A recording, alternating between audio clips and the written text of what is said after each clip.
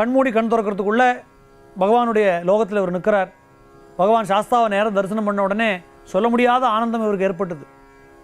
மெய்மறந்து பகவானை தரிசனம் பண்ணிட்டு இருக்கார். கண்லேருந்து தாரதாரியாக தண்ணி கொட்டுறது.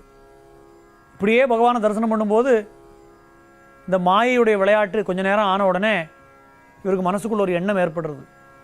வேறு யாருக்குமே இந்த பாக்கியம் கிடைக்கலையே, எனக்கு மட்டும்தானே கிடச்சிருக்கு. கொஞ்ச நேரம் ஆச்சு, எவனுக்குமே கிடைக்கல, எனக்கு தானே கிடச்சிருக்கு. இன்னும் கொஞ்சம் நேரம் ஆச்சு, வேறு ஒரு வயலுக்கும் கிடைக்காது, எனக்கு மட்டும்தான் கிடைக்கும். நான் போய் சொன்னால் நம்புவானா யாராவது? இங்கே இருக்கக்கூடிய பொருள் எதையாவது நம்ம எடுத்து காட்டுவோம், நான் பகவானோட லோகத்துக்கு போயிட்டு வந்திருக்கேன் அப்படிங்கிறத நம்ம ப்ரூவ் பண்ணுவோங்கிற எண்ணம் இவருக்கு மனசுக்குள்ளே வந்து அங்கே இருக்கக்கூடிய பகவானுடைய அந்த வாழை தொட போனாராம். ஏற்கனவே மனசுக்குள்ளே இந்த மாதிரியான எண்ணங்களுக்கு இடம் கொடுக்காத, ஆசைக்கு இடம் கொடுக்காதுன்னு சொல்ல போதும் அந்த மாயையினுடைய காரணத்தினால இந்த எண்ணத்தை தவிர்க்க முடியாமல் அவருக்கு இந்த கத்தியை தொட போன உடனே அடுத்த நிமிஷம் பார்த்தா அச்சங்கோவில் வந்து கீழே விழுந்திருக்கார். அதுக்கப்புறமா அவர் பண்ண தப்பை உணர்றார்.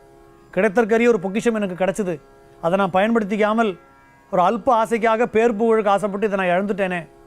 நான் பண்ணின தவறுக்கு தண்டனையாக என்னுடைய கண் பார்வை என்னை விட்டு போயிடட்டும், உன்னை பார்த்த கண்களை நீ வேறு யாரையும் பார்க்க வேண்டாம் அப்படின்னு சொல்லி பகவான் இடத்துல பிரார்த்தனை பண்ணுறாராம்.